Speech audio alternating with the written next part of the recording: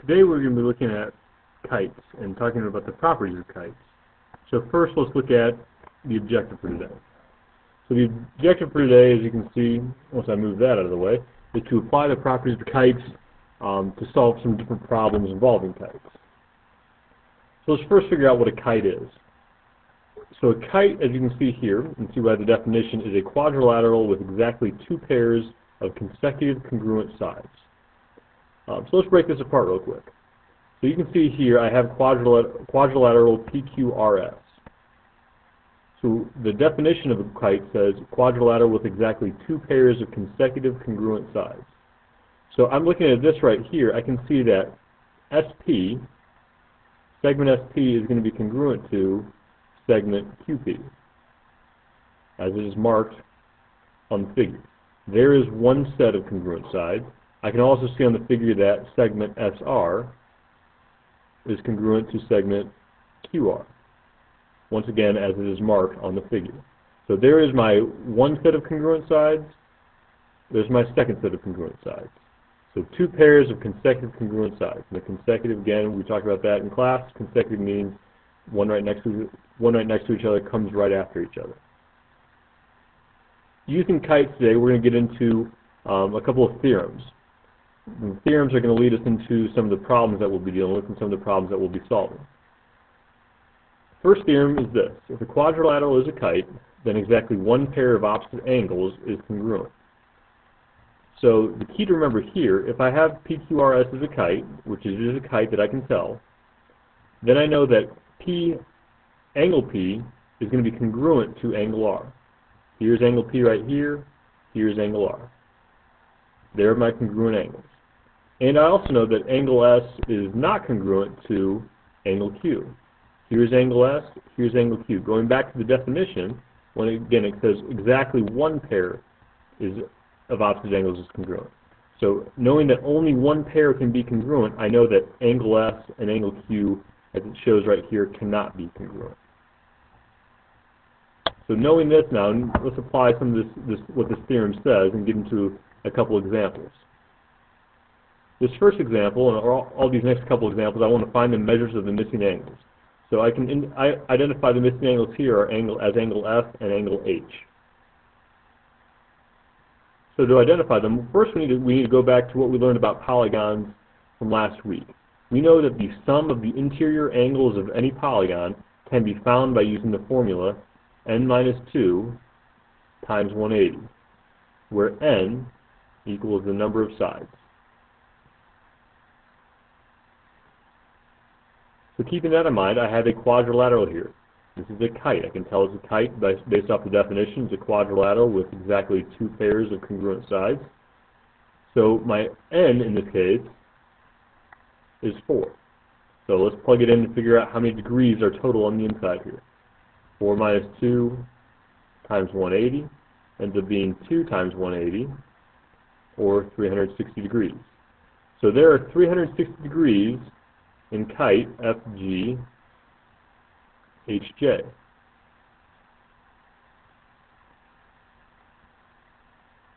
I can see here that angle G equals 128 degrees and angle J equals 72 degrees. Knowing this last theorem that we just talked about, exactly one pair of opposite angles is congruent, I can tell with my eyes that angle G and angle J are not congruent. 128 degrees is not the same as 72 degrees. That means that angle F and angle H must be congruent. So let's put some variables there. Let's call angle F X, and if angle F is X, then angle H also has to be X degrees. I just found out that all of the angles added up together have to equal 360 degrees, so now I can start to work here. I can go angle F plus angle H plus angle G plus angle J. That equals the whole figure, kite FG HJ. Now I can plug in their measurements. I know that the measurements of F, we designated that as X. We designated H as X as well.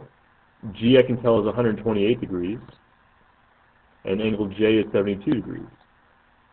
that has to equal FGH, the measure of FGHJ, which is 360 degrees.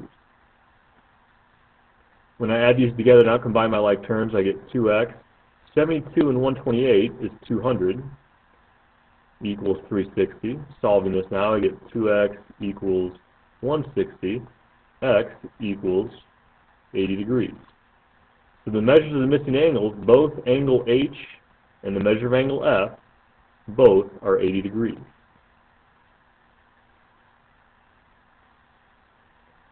This example is a little different. This time I'm giving angle A up here and angle D. Let's compare this to our previous example and then also compare it to the example where the theorem was. Here are my congruent angles that show up in between the non-congruent sides, the consecutive sides that are not congruent. Keeping that in mind, I can tell, based off that knowledge, I can tell that angle D is going to be congruent to angle B.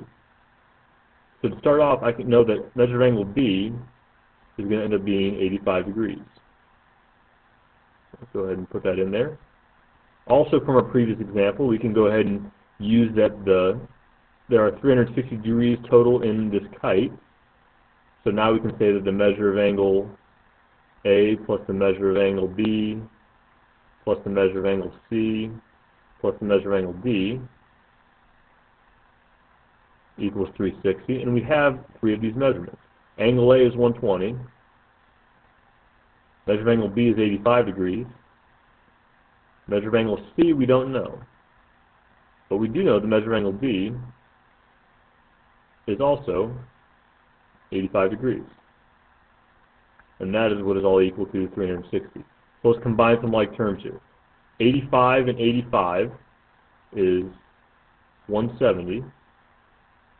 Now I have 120 plus 170 equals the measure, or plus the measure of angle C equals 360.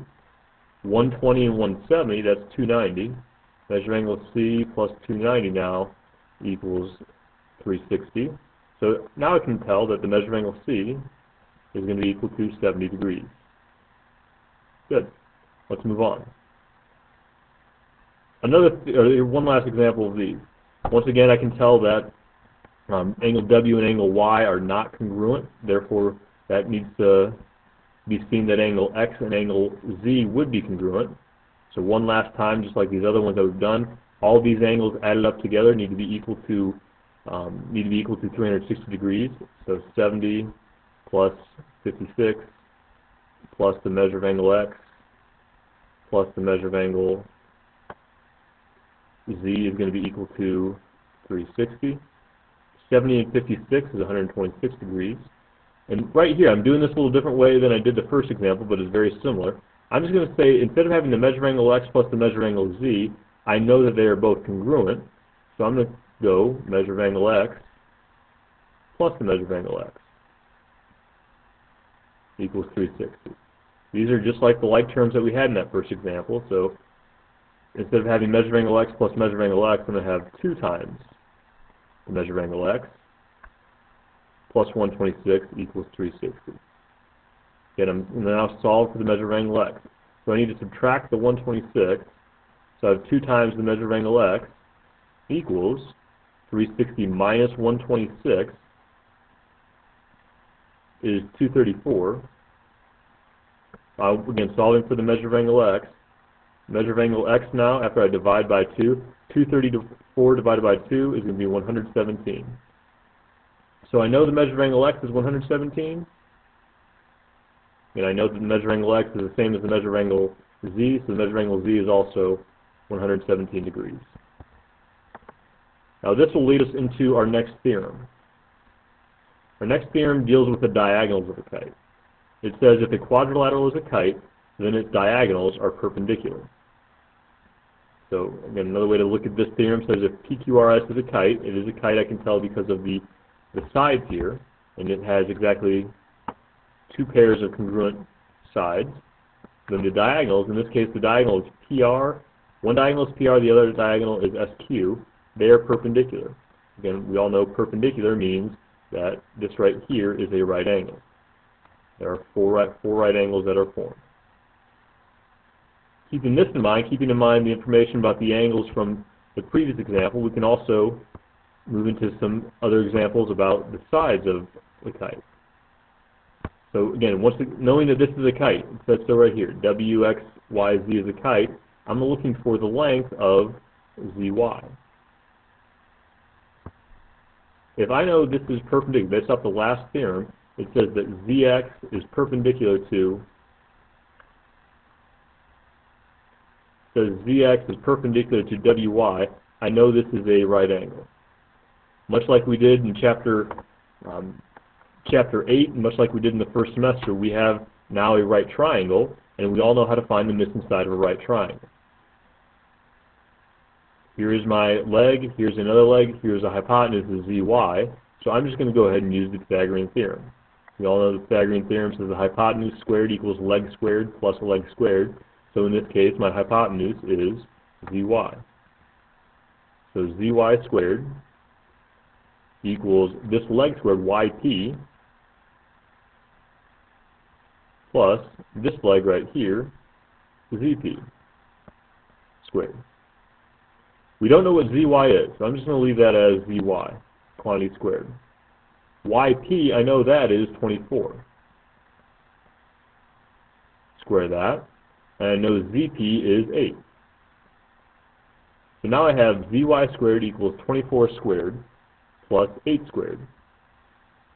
Moving on, I know that this is going to stay ZY squared. 24 squared is 576, and 8 squared is 64. 576 plus 64 is 640.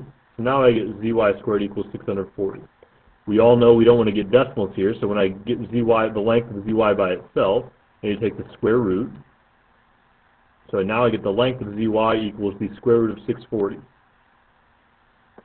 We also know we can reduce 640. Perfect squares that go into 640 are going to be 64 times 10. 64 is the perfect square. So ZY, I pull out the square root of 64. I'm going to pull out an 8 out front. No longer 64, so I'm just left with the 10 inside. So ZY equals 8 times the square root of 10. The length of ZY is 8 square root of 10. Good.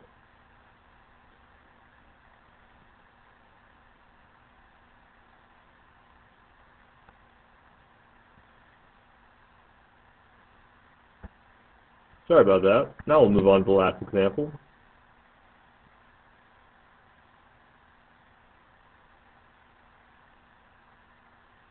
There we are. So this last one, in kite WXYZ, will tell me that it's a kite again. I want to find all the missing lengths and all the missing measurements. So I'm given some different measurements here, and I'm given some different lengths, and I'm given some different angle measures. So I want to fill in, I want to find ZY, I want to find YX, WX, and so on. Let's start with some ones that we can tell relatively easily.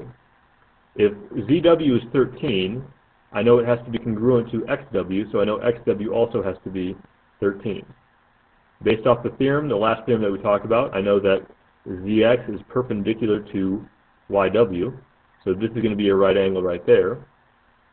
So to find PW, I need to use the Pythagorean theorem, where 13 ZW, the length of ZW, is my hypotenuse. So I'm going to go up here, I'm going to go 13 squared equals 5 squared plus the length of PW squared. 13 squared is 169, 5 squared is 25, and the length of PW squared is just the length of PW squared. Subtract the 25, so I get the length of PW squared equals 144, and now I know PW, after I take the square root of each side, equals 12. I also know that I have a 5, 12, 13 Pythagorean triple. I can do the same thing for my length over here to find the length of ZY. This time I'm going to be using 20 and 5. So I'm going to go, again, ZY is my hypotenuse. So my hypotenuse squared, the length of ZY squared, is going to be equal to 20 squared plus 5 squared. The length of ZY squared is going to be equal to 400 plus 25. Length of zy squared is going to be equal to 425. And so once again, taking the square root, I get the length of zy equals the square root of 425. So I need to break this down. Zy is going to be equal to perfect squares that go into 425 are going to be 25 and 17. 25 is the perfect square, so that's no longer there. I'm pulling out a 5. So the length of zy equals 5 radical 17. Once again, if I know zy is 5 the length of zy is 5 radical 17, I can tell that the length of yx, which is congruent to zy, is also going to be 5 times the square root of 17. Now let's concentrate on what these angles say. Going back to the first theorem, it says the measure of angle PWX right here is 25 degrees. So let's go ahead and mark that as, we'll mark it in black. There's 25 degrees right here. We know from our extensive work with triangles that triangle has 180 degrees on its interior. So if this is 90, this is accounted for with the perpendicularness of these lines. This is 25 right here. I can find the measure of angle PXW by adding 90 and 25 and getting 90 plus 25 is 115. And then subtracting that 115 from 180. 180 minus 115 is going to equal 65 degrees. So the measure of angle PXW then is 65.